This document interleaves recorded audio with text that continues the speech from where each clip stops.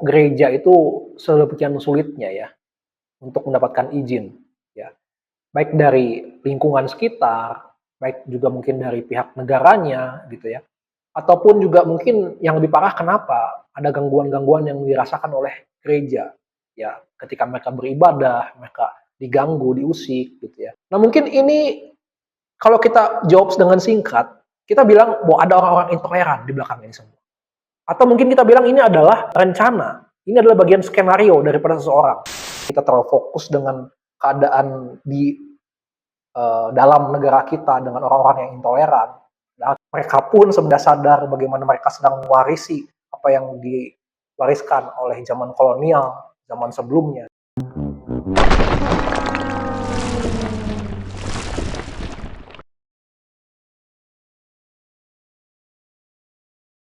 Halo sobat semua, kembali dalam Naruh Sabda. Banyak netizen mengatakan bahwa gereja itu harus punya izin dong, biar tertib bernegara, biar tertib hukum. Harusnya dia nggak boleh diadakan ibadah lah di gedung ini, nggak boleh ada gereja. Harusnya dia izinnya beresin dulu deh. Ini tuh sebenarnya bukan atas dasar ingin supaya negara Indonesia ini semakin baik, bukan. Dia tidak ingin mengatakan sebenarnya bahwa gereja ini tuh harusnya bawalah bangsa ini ke arah yang lebih baik, bukan begitu. Tapi sebenarnya, ya bukan saya usujon ya, tetapi bisa dikatakan, ya ada seorang yang menyimpulkan seperti itu karena atas dasar latar belakang tadi. Hukum yang diwariskan oleh kolonial inilah yang dia bawa. Warisan seperti itu bukan hanya bicara lagi tentang hukum, ya, tentang sesuatu yang rigid, yang bisa ditulis kemudian dihapus begitu saja, bukan.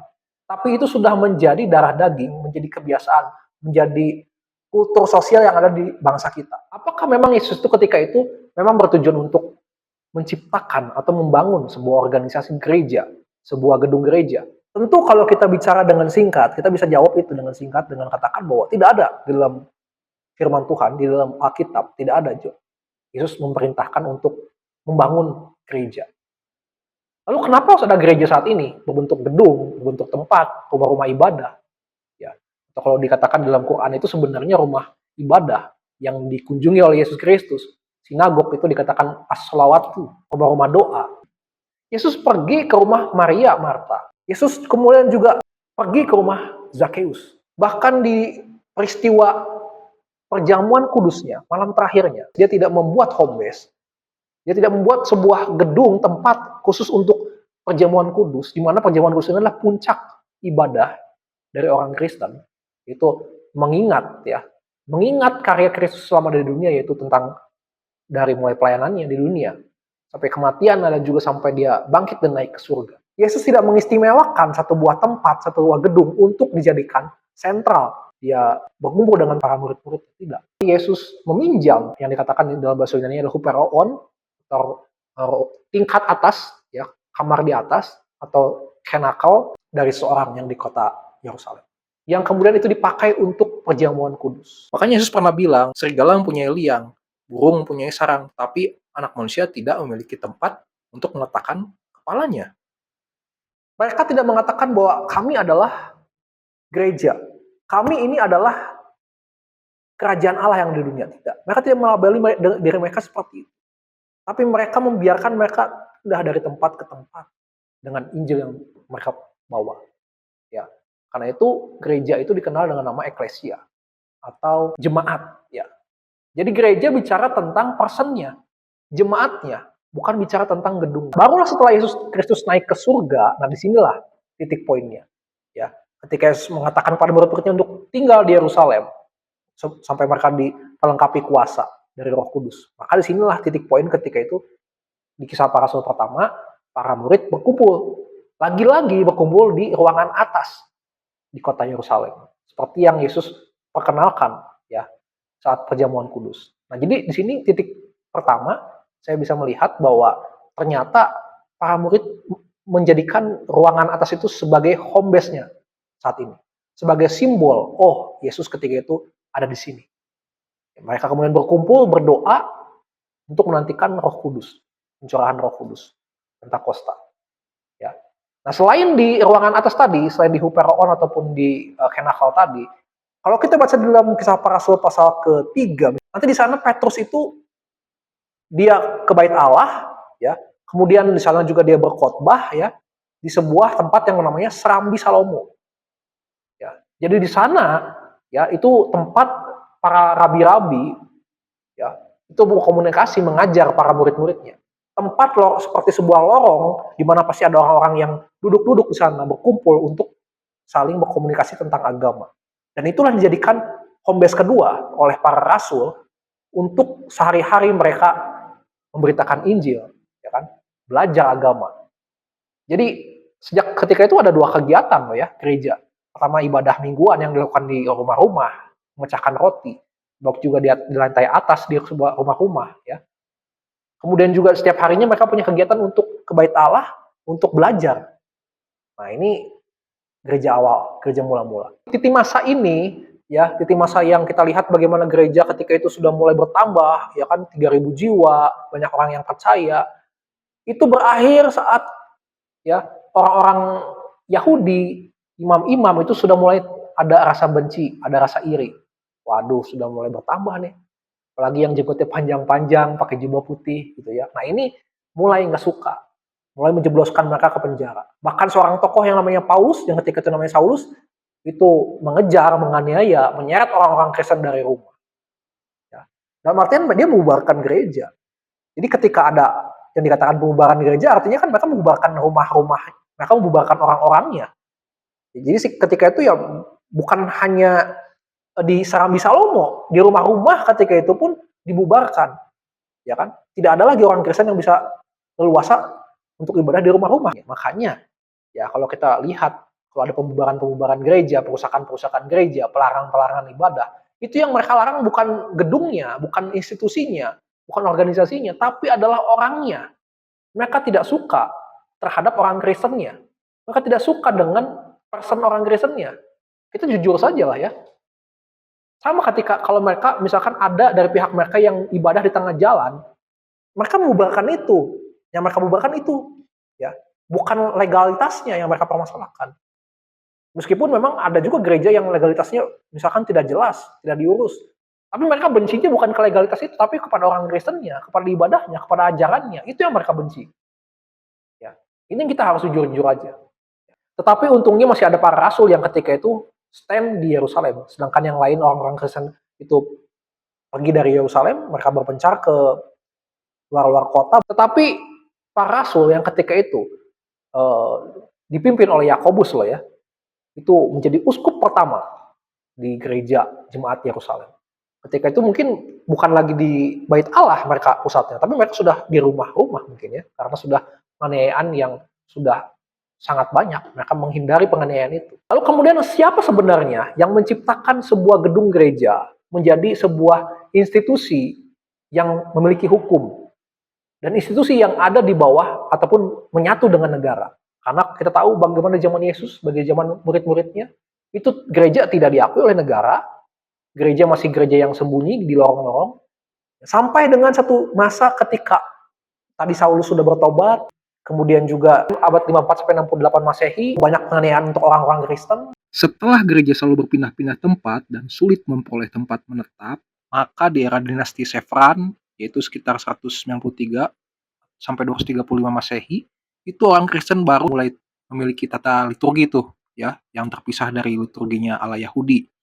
Dan bahkan ada gereja sebagai sebuah jemaat itu ya sudah bisa eksis sekarang di perkotaan. Nah, bahkan mereka sudah bisa membangun bangunan-bangunan Kristen, misalnya katakombe untuk kumpul beribadah. Karena itu pada abad ketiga ada sebuah gedung gereja yang berdiri di hadapan istana kekaisaran di Nikomedia.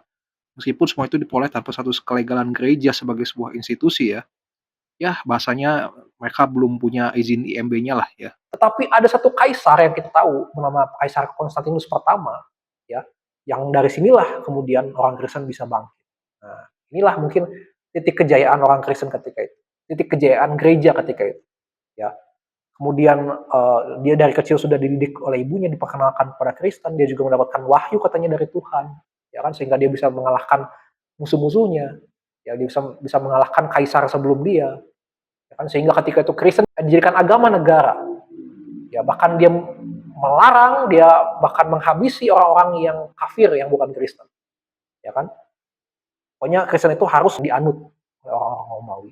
Raja Konstantinus ini membangun gereja seperti misalkan gereja Hagia Irene, ya kan, gereja Makam Yesus di Yerusalem yang ada sampai saat ini.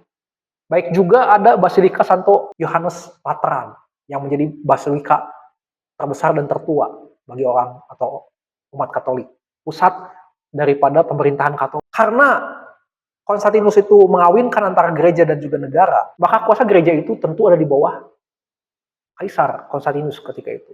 Selain daripada juga di bawah kuasa Paus ya, tapi juga karena ini Paus juga menyadari bagaimana gereja itu di bawah Kaisar, maka tidak aneh kalau para pausnya pun tentu harus tunduk kepada Kaisar secara tidak langsung. Bahkan mereka mungkin harus mengambil hati Kaisar, ya kan?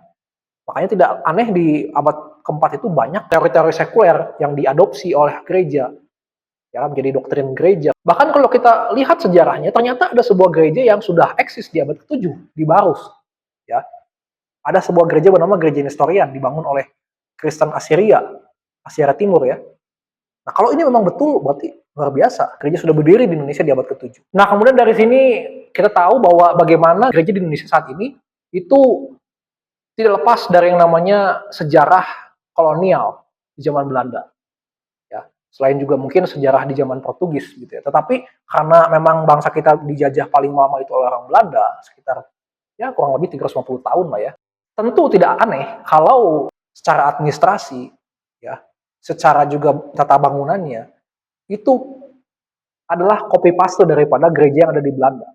Dan kita ingat bagaimana semangat yang dibawa oleh kolonial Belanda itu tidak lepas daripada latar belakang ketika mereka pun ya kan mengalami pertikaian antara Katolik dan juga Protestan.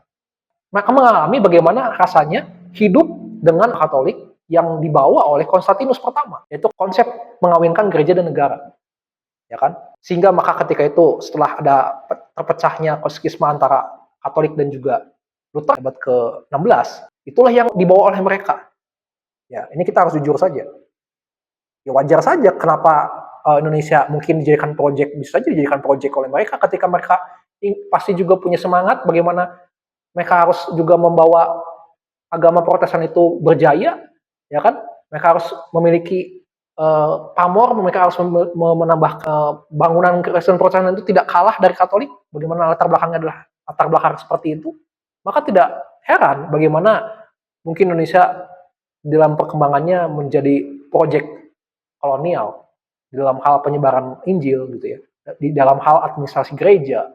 Contohnya aja misalkan gereja itu di zaman kolonial ternyata oleh Belanda itu dijadikan badan hukum ketika gereja itu bisa membeli sebuah tanah menjadi hak milik mereka, hak pribadi. Ya, jadi seperti orang beli tanah itu jadi hak dia. Nah, ini adalah warisan daripada Belanda, daripada kolonial ketika itu. Bukan hanya soal administrasinya, tapi juga dalam hal misalkan tata ibadahnya. Itu pun adalah copy paste daripada ada gereja yang ada di Belanda. Adapun di abad ke-16, Belanda sudah mengeluarkan peraturan untuk gereja agar membuat izin untuk bisa membuat pelayanan antar gereja. Jadi ketika itu ada di Indonesia sudah ada gereja Protestan ya yang dibawa oleh Belanda, dan kemudian gereja Protestan yang ada di Indonesia itu punya sebuah sinode ya yang menaungi gereja-gereja yang ada di Indonesia, gereja Protestan. Nah, kalau ada sebuah gereja yang ingin pelayanan ke gereja yang lain, itu harus minta izin dulu. Belanda buat aturan kalau dia jemaat itu mau pindah gereja harus bikin surat atestasi. Nah, itu aturan Belanda. Makanya di abad ke-17 VOC buat aturan siapa yang berkuasa di sebuah negara, maka agama itulah yang berkuasa. Dan ketika itu agama Calvin atau Protestan lah yang berkuasa. Ya. Nah, agama-agama seperti Katolik misalkan atau Islam atau Konghucu ya ketika itu mengalami penindasan. Kalau Katolik kita jelas tahu lah ya, bagaimana ketika Portugis sudah kalah, Portugis sudah keluar dari Nusantara itu, kalau kita baca sejarahnya orang-orang Katolik itu dipaksa untuk masuk ke Protestan, untuk convert ke Protestan yang ada di sebelah timur. Nah, bagi orang-orang Muslim ketika itu mereka mengalami yang namanya kesulitan untuk beribadah, sempat ada pelarangan. Bahkan untuk membangun masjid saja tidak bisa ketika itu. Ya, umat Konghucu juga mengalami yang namanya penekanan, sehingga gereja lah yang ketika itu, gereja Protestan lah ketika itu mengalami namanya kuasa di Nusantara. Namun karena memang ketika itu bangsa Belanda menganggap bahwa Islam maupun Konghucu ini menguntungkan mereka dalam hal sisi politik maupun ekonomi. Ya, sehingga ada penemuan-penemuan ya ketika itu bahkan masjid-masjid yang dibangun zaman kolonial di sana diperbolehkan akhirnya, bahkan mereka juga diperbolehkan orang muslim itu untuk beribadah kembali, orang Hongguji juga diperbolehkan kembali gitu ya. Nah, tetapi ya nanti kita tahu bagaimana di tahun 1859 justru bangsa Belanda itu memberatkan kembali ya orang-orang Muslim dengan memberikan peraturan yang ketat sekali bagaimana orang Muslim untuk bisa naik haji. Fakta-fakta juga menunjukkan bahwa meskipun pada prinsipnya ketika zaman kolonial itu gereja itu bersatu dengan negara, tetapi pada perjalanannya justru gereja-gereja juga banyak yang memandirikan dirinya. Ya, banyak yang ingin keluar daripada sistem negara. Ya, kalau kita melihat di tahun 1843 gereja di Belanda itu sudah bisa mandiri. Ya, mereka melepaskan daripada cengkeraman negara. Ada yang namanya perapatan gereja Protestan di Minahasa. Akhirnya dari mereka itu melahirkan gereja-gereja seperti Gemim, Gemit. Nah, belum lagi kita bicara tentang hukum-hukum yang ada saat ini yang diadopsi oleh bangsa kita. Ya, undang-undang yang ada saat ini. KUHP, ya kan? KUHD, KUH Perdata saat ini yang kita punya, itu kan diadopsi ataupun merupakan warisan daripada hukum kolonial Belanda. Masih digunakan. Meskipun ada yang sudah diubah gitu ya. Tapi itu sudah pernah kita adopsi. Nah, jadi artinya ada jejak-jejak warisan Belanda pada sistem administrasi negara kita. Sebenarnya orang lokalnya sendiri ya, yang di Indonesia itu tidak anti banget sama gereja. Ya. Buktinya apa? Ya di zaman seorang sultan bernama Sultan Agung Tirtayasa di Banten, ya itu bahkan mengizinkan kok ada pembangunan gereja, ya mengizinkan orang Belanda membangun gereja di alun-alun Banten, ya di sebuah perjanjian itu. Ya kalau orang Banten ketika itu mungkin anti, ya mereka mungkin harus pikir dua kali, ya mungkin mereka tidak mengizinkan ada pembangunan gereja ketika itu. Atau kalau mereka mau menyerang perang dengan Belanda. Tapi ketika itu kondisinya tidak sedang saling berperang. Setelah itu juga ada pendirian gereja yang dilakukan oleh seorang pastor Van Lith. Ya. Jadi dia membangun sebuah gereja Katolik di Mantilan di Jawa. Setelah dia membaptis orang-orang di sana, tidak ada perlawanan, tidak ada bentuk pelarangan untuk seorang Van Lith di sana. Ya, kalau ada mungkin dia sudah dibunuh. Lalu juga ada dari seorang raja di Klungkung di Bali yang bahkan mengundang orang Portugis ketika itu waktu zaman pemerintahan Portugis, kolonial Portugis, untuk datang memperkenalkan agama Katolik kepada orang-orang di Bali. Ada juga Kiai Sadrak. Kisah ini kita tidak asing ya, bagaimana seorang Kiai Sadrak ini adalah yang dari Muslim, kemudian dia pindah percaya kepada Yesus Kristus dan dia memberitakan Injil di tanah Jawa gitu ya, di kampung-kampung dengan cara metode berdebat dengan orang-orang Islam yang di sana. Ya, berdebatnya juga kalau siapa yang kalah harus masuk ke Kristen.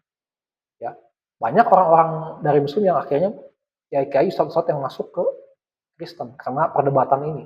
Dan tidak ada bentuk perlawanan dari mereka, tidak ada bahkan ketika Kiai Sadek membangun gereja di sana, ya tidak ada bentuk pelarangan. Bahkan yang lebih ekstrim bentuk toleransi ya di ketika itu di zaman kolonial adalah di Tanjung Pinang, Kesultanan ya ketika itu ya membantu pembangunan gereja.